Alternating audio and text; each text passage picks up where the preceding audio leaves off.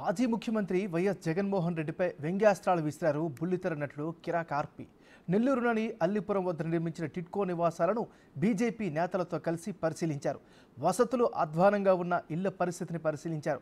పేద సీఎం అని చెప్పుకునే జగన్ ఋషికొండను బద్దలగొట్టి ప్యాలెస్ కట్టుకున్నారని, అందులో బాత్రూమ్ విలువే ₹1 కోటి పైగా ఉందని అన్నారు.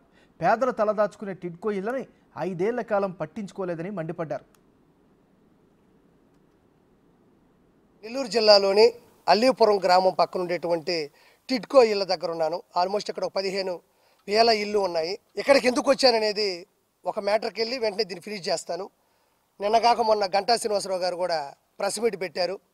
ఏమనంటే ఋషికొండ మీద 61 ఎకరాలు పూర్తిగా కూల్చేసి దాన్ని బోడిగుండు చేసి ఆల్మోస్ట్ ₹500 కోట్ల ఖర్చు పెట్టి పరదాల చాటున ఈరోజు ఆయన ఒక మంచి ప్యాలెస్ దర్జాగా బతకడానికి మంచిగా విలాసవంతమైన జీవితాన్ని టూరిజం పేరుతో రిసార్ట్ పేరుతో ఆల్రెడీ ఉన్న హరిత రిసార్ట్ని కూల్చేసి ₹1 కోట్ల ఆదాయం తెచ్చే దాన్ని పక్కన పెట్టి ఈరోజు సొంత ప్రయోజనాల కోసం కట్టుకున్నాడు. మొదటగా ప్రజావేదికను కూల్చాడు, తర్వాత ఋషికొండని కూల్చేసి కట్టుకున్నాడు. దాంతోపాటు ఎవరికి వెలుగులోకి రానిది ఏంటి అంటే మొత్తం మీద మన ఆంధ్రప్రదేశ్లో లక్షల టిట్కో ఇళ్ళు ఉన్నాయి.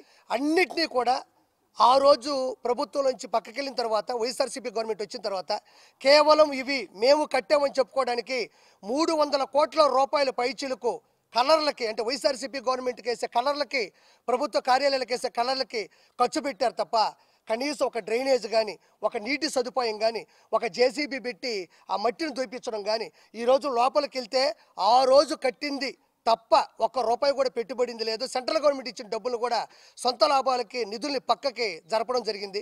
ఈరోజు మొత్తం పగిలిపోయి ఉన్నాయి. అంటే నేను చెప్పేది ఏంటంటే 25 లక్షల లీటర్లు పట్టేటువంటి ఈ 2 రాష్ట్రాల్లో లేనటువంటి అతిపెద్ద వాటర్ ట్యాంకు ఈ టిట్కో 15,000 ఇళ్ళకి ఇవ్వడం జరిగింది. అది కూడా ఎలా అయితే స్టార్ట్ చేసి ఫినిష్ చేయబోయారో దాన్ని కూడా అలానే వదిలేశారు. అంటే ఎందుకు చెప్తున్నానంటే ప్రజావేదిక కావచ్చు, ఋషికొండ కావచ్చు, టిట్కో ఇల్లు ఈరోజు గుడివాడలో కూడా 8,000 టిట్కో ఇల్లు ఉంటే 6,000 ఇచ్చి అందులో ఈరోజు డ్రైనేజ్ లేదు, వాటర్ ప్రాబ్లం, అసలు లోపల కూడా పడుకోలేని పరిస్థితి. ప్రభుత్వ డబ్బుని అధికార దుర్వినియోగం చేసినాడు. ఇప్పుడు అవినీతి అనేది అన్ని క్రాఫ్ట్లు అన్ని విభాగాల్లో జగన్మోహన్ రెడ్డి చేశాడు. కాబట్టి ఇవి కూడా అతి తక్కువ సమయంలోనే చంద్రబాబు గారు వీటిని మళ్ళీ తిరిగి మంచి సదుపాయాలతో ఇవ్వడం జరుగుతుంది.